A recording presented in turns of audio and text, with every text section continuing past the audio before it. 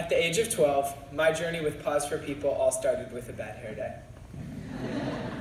Here's what my first bad hair day looked like. I took this photo with Paws for People photographer Joan Brady.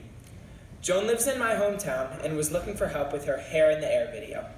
This was a project to raise awareness for teens in the foster care system. All I had to do was take a couple of photos with my hair sticking straight up in the air. Even my dog Piper didn't want to be left out. After my photo session, I mentioned to Joan that I was looking for different volunteer opportunities. I told her how I helped my brother on the autism spectrum, and she recognized my love for my dog Piper.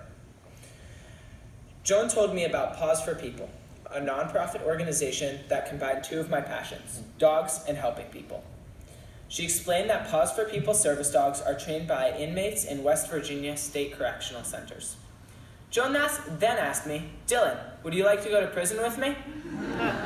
This was one of the strangest invitations I'd ever received. But a month later, while my friends were off to sports practice, I was off to prison. Little did I know that one silly photo, a comb, and a lot of hairspray would be the start of a hair-raising experience that has lasted 2 years. Arriving at the prison was intimidating and nerve-wracking. After walking through barbed wire gates, metal detectors, receiving a pat-down, and going through security, I was escorted to the prison gymnasium of St. Mary's Correctional Center. Once inside, I had the chance to interact with inmate trainers and the service dogs they were training. I heard stories about the inmates and about their lives before prison, and about how their work with dogs and Paws for People has helped them give back to society. I also met clients that would be matched with dogs that day. I met Ava, a 12-year-old girl in a wheelchair who woke up one morning unable to move her left arm and both legs.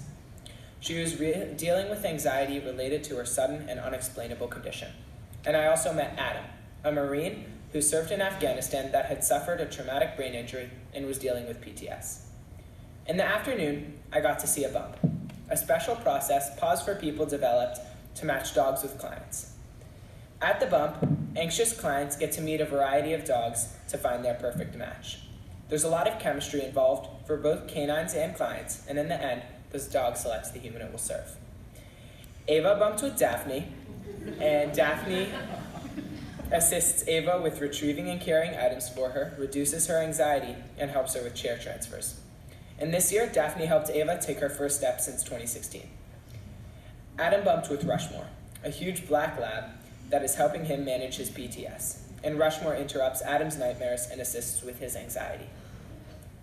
My trip to prison made me realize hair raising can mean 3 things: frightening, exciting, and amazing. I also realized that I wanted to do something for Paws for People. So in the fall of 2016, I've decided to do 2 fundraising events in my hometown.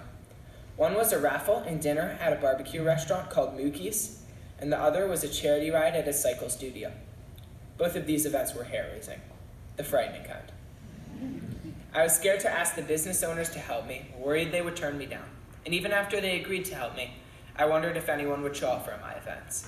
And if they showed up, I was scared to talk to guests about Paws for People. At the Mookie's barbecue event, the restaurant was packed. Takeout orders were flying out the door. Friends, neighbors, and strangers came out to support my efforts in Paws for People. The charity ride was a lot smaller, but also successful. I spent most time at both events with my hair standing on end. It was really challenging, but I'm glad I pushed through my fears because my events increased awareness and I raised over $2,500.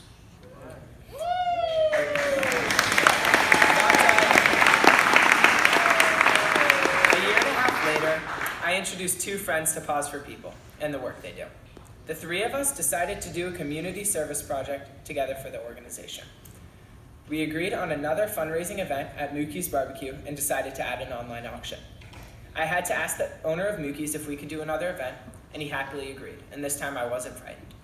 We contacted local businesses to ask for donations for the auction, and we ended up getting more than 40 items, and I had learned how to set up an online auction site. Once again, I was no longer scared.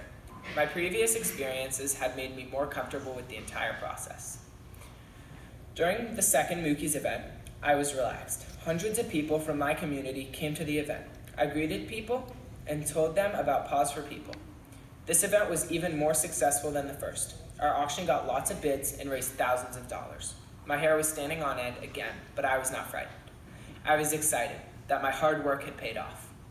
After the event, I tallied up the auction proceeds, donations, and the money from Mookie's Barbecue, and I learned that my friends and I had raised over $5,600.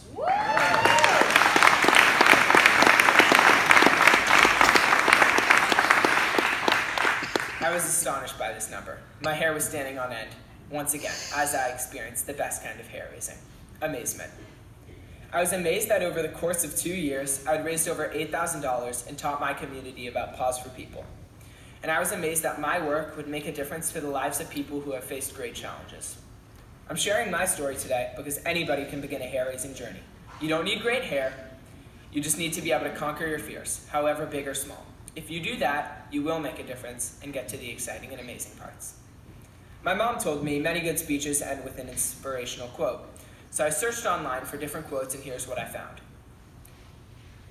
Idiom capillis unus habet uram swam. That's just brilliant. For those of you that don't know Latin, it means even a single hair casts a shadow.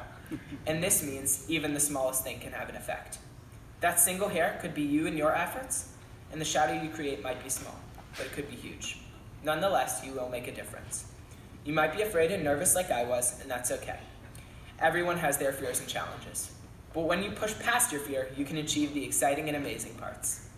It could be the beginning of your hair-raising experience, and for those of you without hair, the beginning of your experience. Thank you. Good night.